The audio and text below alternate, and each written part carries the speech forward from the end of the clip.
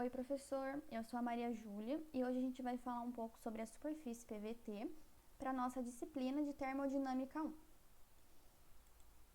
Então, primeiro a gente vai falar um pouquinho sobre a superfície PVT, depois a gente vai falar sobre o gráfico PV, em seguida sobre o gráfico PT e, por fim, a gente vai analisar as nossas condições que foram impostas, né? Então, vamos começar pela nossa superfície PVT. Bom, a superfície PVT, ela vai ser construída num diagrama 3D, como esse que a gente tem aqui. Então, a gente vai ter a pressão, o volume e a temperatura. Nesse gráfico, a gente vai poder determinar as três regiões monofásicas, ou seja, aquelas regiões que têm apenas uma única fase, o sólido, o líquido e o vapor. E além dessas regiões, a gente vai poder identificar também as regiões bifásicas de equilíbrio, que vão ser as regiões que vão ter duas fases, onde os dois estados que vão estar presentes, né, eles vão estar em equilíbrio, como a região sólido-líquido, a região líquido-vapor e a região sólido-vapor. Então, nessas regiões bifásicas, o nosso estado ele só vai poder ser determinado pelo volume e por uma das propriedades, pressão ou temperatura. Nesse gráfico é importante também a gente destacar a linha tripla, que vai ser a região onde as três fases, né, o sólido, o líquido e o vapor, vão estar coexistindo em equilíbrio. Nos gráficos bidimensionais, né, como por exemplo o gráfico pressão-temperatura, que a gente vai falar daqui a pouco, essa linha tripla aqui, ela é encontrada e é chamada de ponto triplo. Então, logo logo a gente vai ver o porquê que isso acontece também. Outro ponto importante para destacar nesse gráfico é o nosso ponto crítico, que está aqui em cima, né? E ele vai se caracterizar pelo estado máximo, onde vai poder coexistir o líquido e o vapor em equilíbrio. E ele vai ser definido por uma pressão crítica e uma temperatura crítica. Então, a gente pode falar que acima desse ponto aqui, acaba se tornando cada vez mais difícil de distinguir o que é líquido e o que é vapor. Então, vai ser a partir daí que o nosso gás, né, o estado gasoso, vai ser formado. Bom, partindo para o gráfico pressão-volume, gráfico PV, a gente vai ter aqui as regiões, né, de sólido, de líquido e de vapor, certo? E também nesse gráfico vai ficar um pouco mais nítido, né? Vai ficar mais claro para a gente enxergar as regiões bifásicas de equilíbrio, né? Então aqui a gente tem a região sólido-líquido, a região líquido-vapor e a região sólido-vapor. Então, diferente do gráfico PT, que a gente vai ver em seguida, aqui a gente vai ter uma linha tripla ao invés de um ponto triplo. E por que isso acontece? Bom, a gente sabe que o nosso volume específico ele é determinado pelo volume total dividido pela quantidade de matéria que vai variar ao longo do tempo. E a gente sabe que na linha tripla a gente tem as três fases, né? O sólido, o líquido e o vapor coexistindo, nesse caso com pressão e temperatura constante. Então, como as moléculas elas vão estar constantemente agitadas, a gente vai ter uma variação do nosso volume específico. Então, por exemplo, se eu tiver um sistema com pressão e temperatura constante, com uma certa quantidade de sólido, de líquido e de vapor, a gente vai poder ter, em um certo momento, uma maior quantidade de líquido do que de vapor. Em outro momento, uma maior quantidade de sólido do que de líquido ou vapor. Ou seja, como essas quantidades elas estão constantemente variando por causa justamente dessa agitação constante das moléculas, o volume específico do sistema ele vai acabar se alterando conforme essas variações vão acontecendo.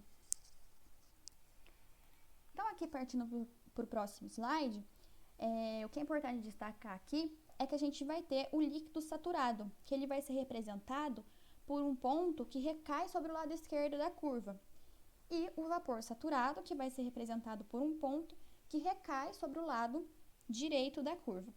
Então, quando a gente olha para um ponto como esse verdinho aqui, a gente vai ter um ponto de equilíbrio líquido-vapor, ou seja, esse líquido aqui ele está em equilíbrio com esse vapor saturado aqui. E por que isso acontece? Bom, a gente sabe, né, que o equilíbrio líquido-vapor de uma substância pura, como a gente já falou antes, né, é uma condição em que ambas vão estar coexistindo na mesma temperatura e na mesma pressão. E o interessante desse gráfico aqui é que a gente vai conseguir ler os valores de volumes molares das duas fases em equilíbrio. Então, aqui eu vou ter um volume do líquido saturado na condição de temperatura T1. E aqui eu teria o volume do vapor, que vai estar em equilíbrio com ele. Então, quando eu aumento a nossa temperatura, o volume do líquido vai aumentar, vai ser esse azul aqui, né? E o volume do vapor vai acabar diminuindo.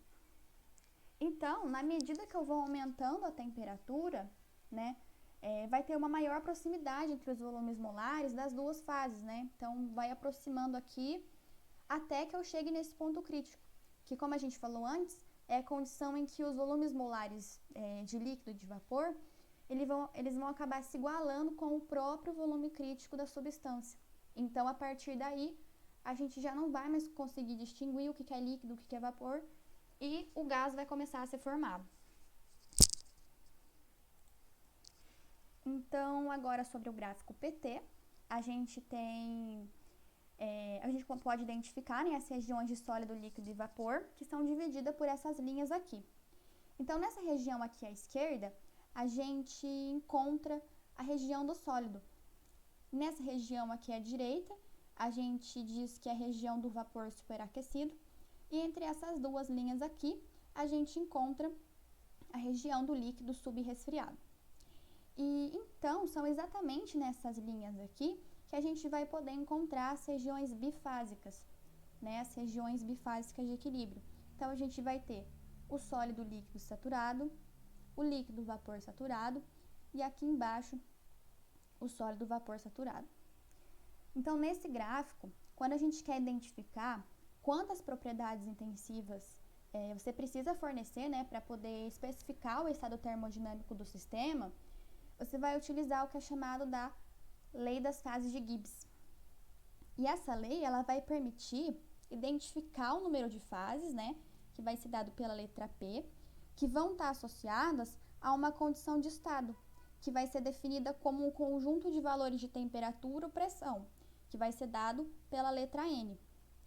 E um número de componentes, que vai ser dado por C, e outras variáveis que vão ser necessárias para que a gente possa descrever, né, um material, que vai ser dado pela letra F. Então, essa regra, ela vai representar um critério para o número de fases que vão coexistir num sistema em equilíbrio. Então, por exemplo, nessa região bifásica aqui, que corresponde ao líquido vapor saturado, pela regra das fases de Gibbs, se a gente especificar uma propriedade intensiva, a gente já vai ter o estado termodinâmico do nosso sistema. Então, para uma certa temperatura, a gente já consegue identificar a pressão. E além do volume específico do líquido, a entalpia, a entropia e entre outros, que a gente vai ver na nossa tabelinha lá, que está no final do livro.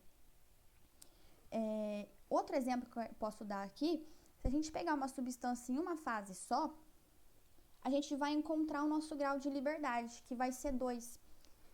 Então, se a gente definir duas propriedades, a terceira ela já vai ser definida automaticamente. Se a gente definir, por exemplo, uma pressão e uma temperatura, o volume já vai ser definido automaticamente. E aqui, por fim, a gente vai ter o nosso ponto triplo, né? Como já foi falado anteriormente, que é onde as três fases, né, estão coexistindo. E aqui, o nosso ponto crítico, que a gente também já falou. Bom, agora a gente vai começar a analisar as condições que foram dadas, né? Então, a primeira condição foi 60 graus Celsius e pressão de 10 MPa. Então, agora aqui nesse gráfico PT para água, a gente vai encontrar os nossos valores. Aqui a gente tem a nossa pressão de 10 MPa e aqui o nosso volume, a nossa temperatura de 50 graus Celsius. Então, quando a gente fizer o encontro, a gente vai cair nessa região verde aqui, que representa a nossa região líquida, certo? Então, indo para o diagrama da água agora, a gente vai fazer a mesma coisa. A gente pegou a nossa temperatura de 60 graus Celsius e a nossa pressão de 10 MPa. E a gente vai fazer um encontro aqui e a gente pode encontrar nosso volume específico que está aqui embaixo, né? Sublinhado em verde de 0,001 metro cúbico por quilo. Aqui a gente não consegue ver muito bem porque o nosso gráfico não é muito abrangente, mas a gente vai perceber que vai cair aqui também numa região líquida, da mesma forma que aqui, tá? Então, agora a gente vai partir para a nossa tabela de água líquida subresfriada, na nossa pressão de 10 MPa e temperatura de 60 graus Celsius. Então, aqui a gente vai poder obter todas as informações necessárias sobre essa condição que foi dada. Então, aqui a gente vai ter o nosso volume específico, né, de 0,00127, né, a gente pode ver que bateu com o nosso gráfico aqui, né, foi bem consistente a informação. Aqui a gente vai ter a energia interna específica, que vai ser dada por 249,34, a nossa entalpia de 259,47 e a nossa entropia, que vai ser dada por 0,8258.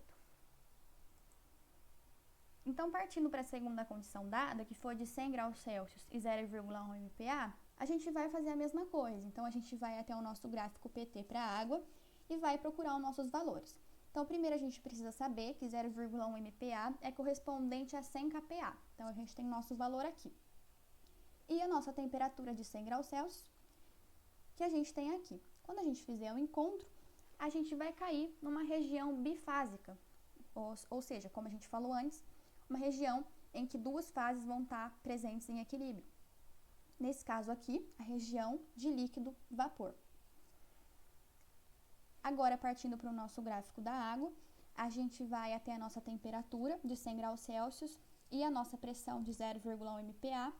Aqui a gente vai perceber, né, também um pouquinho difícil de enxergar, mas também vai cair numa região bifásica, líquido-vapor. E aqui embaixo, sublinhado em amarelo, a gente tem o nosso volume específico, de 0,001, no caso, o volume específico do líquido. Então, para obter as outras informações, a gente vai até a nossa tabela de água saturada para a nossa temperatura de 100 graus Celsius. Então, aqui, onde está contornado em amarelo aqui, a gente vai ter todas as nossas informações. Então, primeiro a gente vai ter a nossa pressão, né, de 0,1, que a gente viu que bateu com o nosso gráfico, né, também, mais uma vez, consistente a informação. Aqui a gente vai ter o nosso volume específico do líquido de 0,001, que também bateu com o nosso gráfico, né? E aqui a gente vai ter o nosso volume específico do vapor.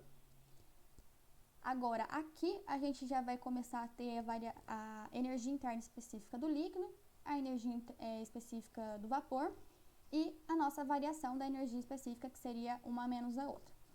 Aqui a gente vai ter a entalpia do líquido, a entalpia do vapor e a variação da entalpia, a entropia do líquido, a entropia do vapor e a variação da entropia. Então, o que a gente pode perceber aqui? Da primeira condição para a segunda, a gente teve uma queda de pressão e um aumento de temperatura. Então, até agora a gente sabe que a gente tinha uma substância na fase líquida que foi para uma região bifásica de equilíbrio líquido-vapor.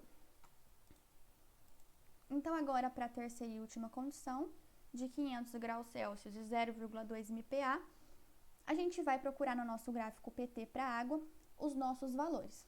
Então, 0,2 MPa corresponde a 200 kPa, que vai estar um pouquinho aqui para cima do 100. E 500 graus Celsius. Como o nosso gráfico não é muito abrangente, é como se tivesse uma linha aqui que fosse indo embora, né? Então, a gente vai pegar aqui no finalzinho do gráfico, porque vai acabar dando na mesma coisa. Então, quando a gente faz um encontro, a gente vai cair nessa região laranja aqui, que é a região de vapor, certo? Agora, indo para o nosso gráfico da água, a gente tem a nossa temperatura de 500 graus Celsius, que vai ser dada pela profundidade aqui dessa curva, né? E a nossa pressão de 0,2 MPa, que vai estar mais ou menos aqui um pouco para cima do 1. Então, fazendo o encontro, a gente tem aqui embaixo o nosso volume específico, né, que vai estar em torno de 1, alguma coisa. Então, para a gente ver quanto que vai dar, né, o nosso volume específico, a gente vai até nossa tabela de vapor d'água superaquecido para nossa pressão de 200 kPa. Aqui onde está contornado em roxo, a gente tem a nossa temperatura de 500 graus Celsius, né? Então, a gente encontrou o nosso volume específico, que foi de 1,78139, né? Que a gente pode ver mais uma vez aqui, que foi bem consistente com o nosso gráfico, né? Bem coerente, porque tá um pouco aqui para frente do 1, então seria mais ou menos 1,7. Aí as outras informações que a gente pode obter a nossa energia, né? Que seria de 3.130,7. A nossa entalpia, que seria de 3.487,0, e a nossa entropia, que seria de 8,5132. Então, o que a gente pode perceber, pode concluir, né, do nosso sistema no total, né, olhando de uma forma geral, assim. O que aconteceu? A gente tinha uma água, né, no estado líquido, uma substância líquida, que vaporizou, que foi por estado de vapor. Só que antes, ela passou por uma região bifásica, né? Uma região de equilíbrio líquido-vapor a 100 graus Celsius, que seria nada mais, nada menos do que a água estaria entrando em ebulição nesse ponto, né? A água estaria começando a se vaporizar nesse ponto aqui, para que ela finalmente se transformasse completamente em vapor. Então, aqui da primeira para a segunda condição, a gente teve uma queda de pressão, um aumento de temperatura, e da segunda para a terceira condição, a gente teve um aumento de vapor e um aumento de temperatura. Então, isso que a gente pode concluir do nosso sistema. E essa foi a minha apresentação sobre superfície PVT. Espero que tenha gostado e até mais!